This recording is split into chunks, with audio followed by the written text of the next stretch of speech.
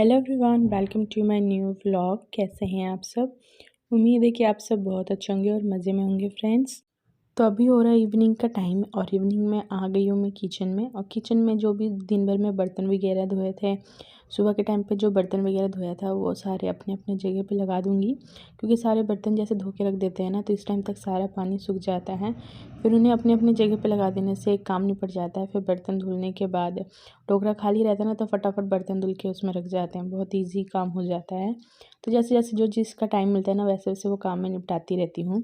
और ये फ्रेंड्स बहुत पहले मैंने आप लोगों को दिखाया था, अभी कुछ टाइम पहले कि मैंने मक्खन निकाले थे, पर मैंने उसका घी नहीं निकाला था, उसी को यूज़ कर रही थी। बट इसमें से ना हल्की हल्की स्मेल सी आने लग गई थी, इसलिए थोड़ा सा ही बचा था। तो मैंने उसी को गैस पर चढ़ा के थोड़ा सा घी निकाल दूँगी और उसको गैस पे चढ़ा दूँगी। और साथ में मैं बना रही हूँ यहाँ पे बथुए का रायता आज बनाने वाली हूँ, जिसकी रेसिपी भी मैं आप लोगों के साथ शेयर करने वाली हूँ, जो बहुत ही यम्मी बनती है और बहुत ही आसानी से बन जाती है।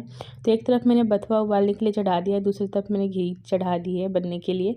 और दोनों गैसों को मैंने स्लो कर दिया है। जितनी देर में जैसे ये भी जितने भी बर्तन है ना, ये अभी दोपहर से लेके अब तक के बर्तन हैं। बर्तनों का ऐसा है कि कितना ही धो लो आप, वो कभी ख़त्म नहीं होते और दुगनी तेज़ी से बढ़ते हैं। पता नहीं, समझ में नहीं आता बर्तनों का। तो फिर अभी दोपहर में इस टाइम पे पानी आ रही थी, ताज़ा ताज़ा पानी आता है दोपहर शाम के टाइम।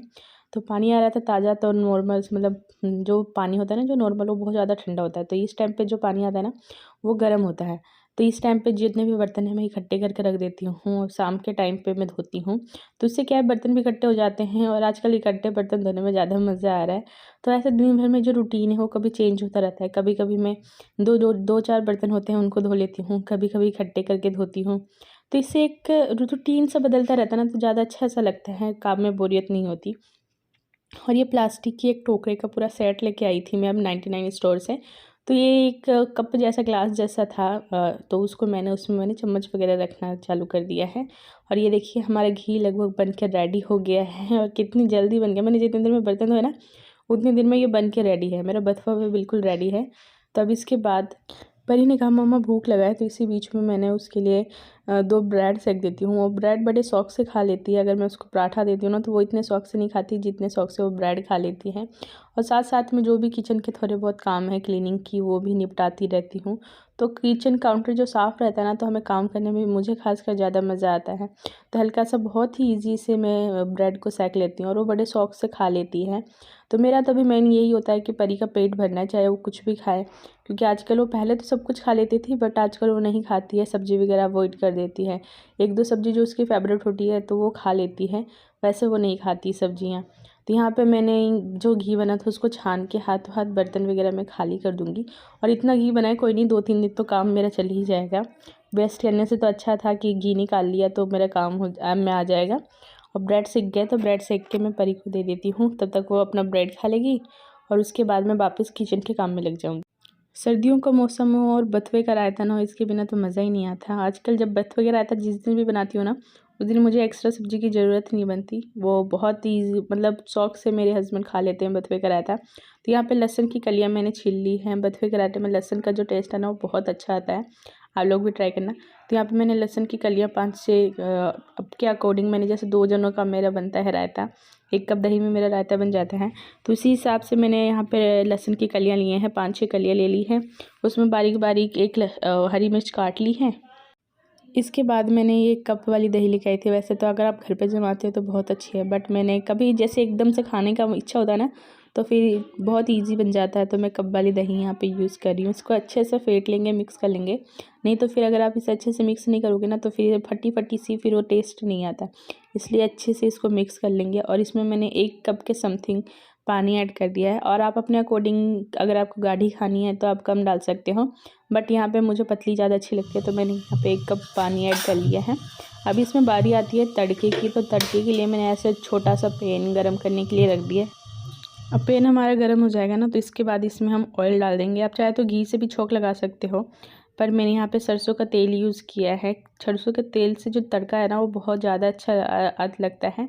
वैसे सर्दियों के मौसम में आप घी भी यूज़ कर सकते हो। तो मैंने यहाँ पे लिया है सरसों का तेल। जैसे ही वो थोड़ा सा गर्म हो गया ना, तो उसमें मैंने हल्का सा जीरा डाल दिया है। और जीरा जब तक लाल हो जाएगा, उसके बाद इसमें जो भी हमने लहसुन की कलियाँ कूटी थी और हरी मिर्च कूटी थी ना, वो ऐड कर देंगे। और इसको आपको ना बहुत ज़्यादा नहीं पकाना है कि एकदम रेड कर लिया, एकदम रेड इसको नहीं करना है।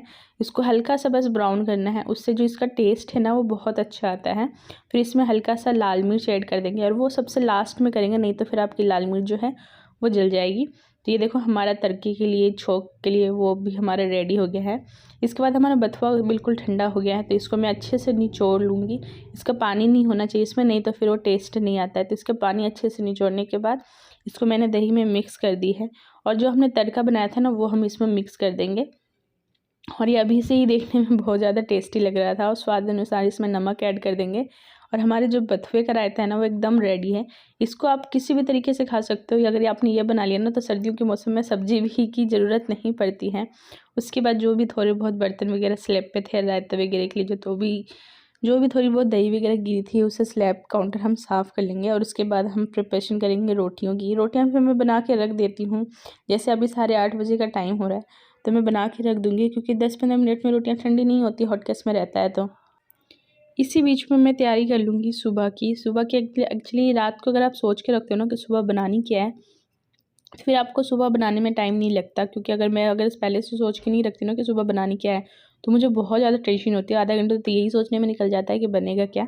तो मैंने यहाँ पे आलू बॉईल कर दिया है। कल सुबह आलू की सब्ज़ी और पूरियाँ बनाऊँगी, तो पहले से रेडी करके रखना ज़्यादा अच्छा रहता है। सुबह ज़्यादा टाइम नहीं लगता है फिर अगर आप सोच के रखो तो।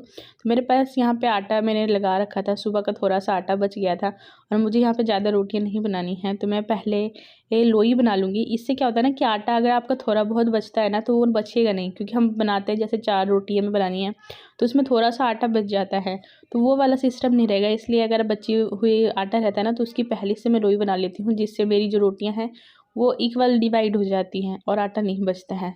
तो चलो फ्रेंड्स, मैं फटाफट अपनी रोटियाँ सेक लेती हूँ, फिर मिलते हैं आपसे।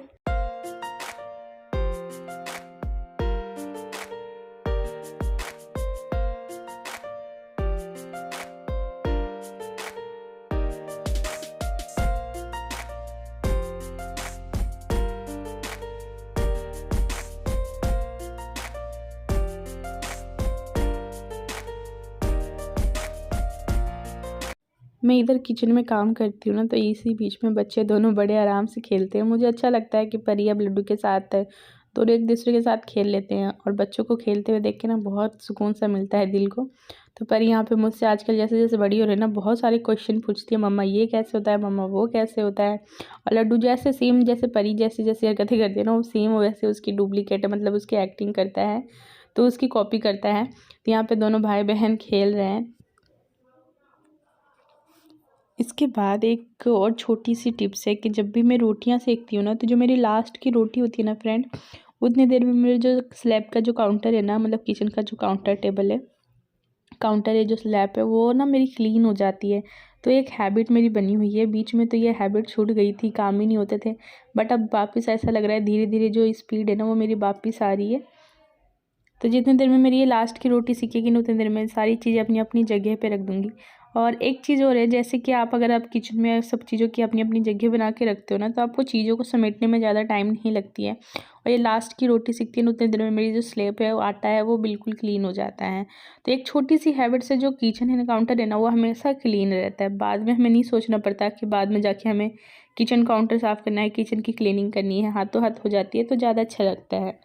ये लो जी, किचन का काम मेरा ख़त्म हो गया। उसके बाद लास्ट का काम होता है मेरा बाहर आ गया, और बच्चे जितने देर खेलते हैं ना, जो भी चीज़ें बिखेरते हैं वो सारी चीज़ें समेट के रखना। मैंने परी की यूनिफॉर्म 4 बार मैंने तय करके रखी है, बट वापिस लड्डू उसको बिखेर देता है जैसे ही उसके हाथ लगते हैं। तो आजकल मैंने परी को भी छोटी छोटी चीज़ें सिखा रखी हैं, घर को क्लीन करना, जो भी चीज़ें इधर उधर फैली हुई रहती है ना, तो वो खुद ही समेटती है। अपने खासकर अपने खिलौने जो हैं वो खुद ही रखती है। और हमारा लड्डू भी काम करता है, छोटा सा है, बट कोई चीज़ें जैसे किचन की इधर उधर रखी रहती है ना, और उसको बोलती हूँ रख के आओ, तो वो रख के आता है। हेलो फ्रेंड्स, ऑलमोस्ट मेरा इवनिंग का जो काम है वो रूटीन कंप्लीट हो गया है। बाकी सारा काम तो ऐसा ऑलमोस्ट मैंने कर ही लिया है। मैंने सोचा आप लोगों के साथ एक इंटरेस्टिंग सी चीज़ शेयर किया जाए। तो अभी मैंने मीशो से कुछ टाइम पहले एक मेरे पास ये ऑर्डर आया है, कोरियर आया था।